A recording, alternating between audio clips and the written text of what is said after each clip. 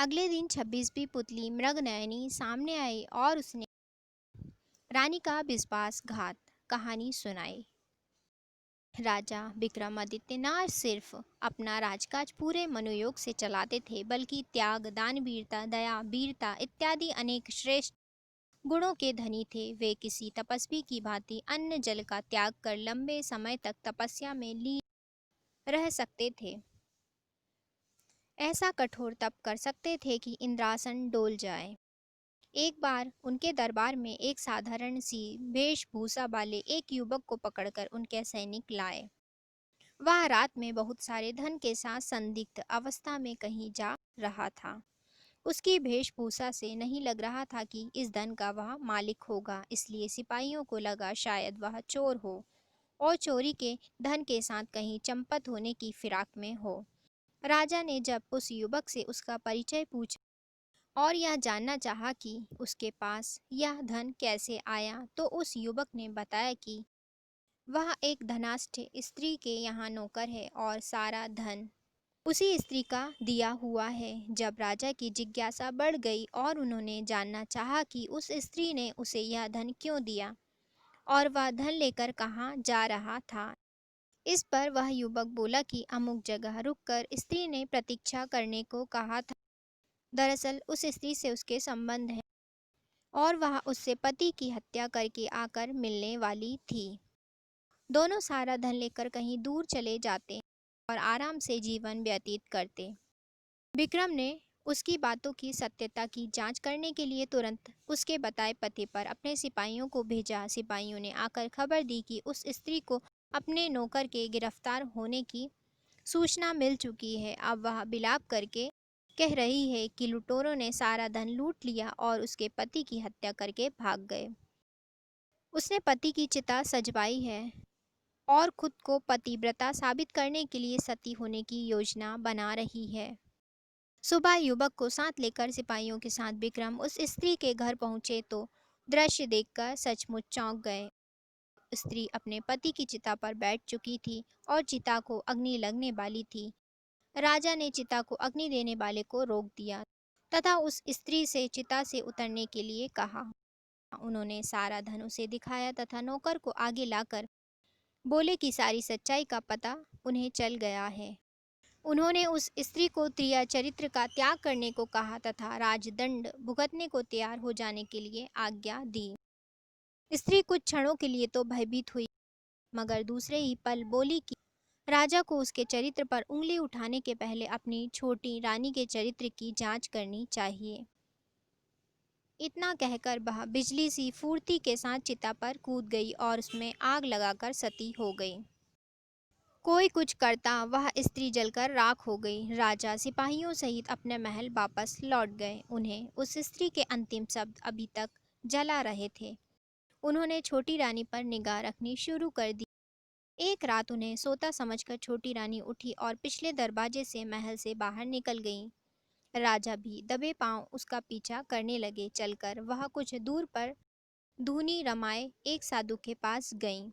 साधु ने उसे देखा तो उठ गया और उसे लेकर पास बनी एक कुटिया के अंदर दोनों चले गए। विक्रम ने कुटिया में जो देखा वह उनके लिए असहनीय था। राजा ने सोचा कि छोटी रानी को वे इतना प्यार करते हैं, फिर भी वह विश्वासघात कर रही है। उनका क्रोध सीमा पार कर गया और उन्होंने कुटिया में घुसकर उस साधु तथा छोटी रानी को मौत के घाट उतार दिया। जब वे महल लौटे तो उनकी मानसिक शांति जा चुकी थी। वे हमेशा बेचैन तथा खिन्न रहने लगे। सांसारिक सुखों से उनका मन उचाट हो गया और मन में वैराग्य की भावना ने जन्म ले लिया। उन्हें लगता था कि उनके धर्म कर्म में जरूर कोई कमी थी, जिसके कारण भगवान ने उन्हें छोटी रानी के विश्वासघात का दृश्य दिखाकर दंडित किया। यही सब सोचकर उन्होंने राजपाट का भार अपने मंत्रियों को सौंप दिया और खुद समुद्र तट पर तपस्या करने को चले गए। समुद्र तट पर पहुंचकर उन्होंने सबसे पहले एक पैर पर खड़े होकर समुद्र देवता का आवाहन किया। उनकी साधना से प्रसन्न होकर जब समुद्र देवता ने उन्हें दर्शन दिए तो उन्होंने समुद्र देवता से एक छोटी सी मांग पूरी करने की विनती की। उन्होंने कहा कि उनके तट पर वे एक कुटिया बनाकर अखंड साधना करना चाहते हैं और अपनी साधना निर्विघ्न पूरा करने का उनसे आशीर्वाद चाहते हैं। समुद्र देवता ने उन्हें अपना आशीर्वाद दिया तथा उन्हें एक शंख प्रदान किया। समुद्र देवता ने कहा कि जब भी कोई देवीय विपत्ति आएगी, इस शंख की ध्वनि से दूर हो जाएगा। समुद्र देव से उपहार लेकर विक्रम ने उन्हें धन्यवाद दिया और प्रणाम कर समुद्र तट पर लौट आए। उन्होंने समुद्र तट पर एक कुटिया बनाई और साधना करने लगे।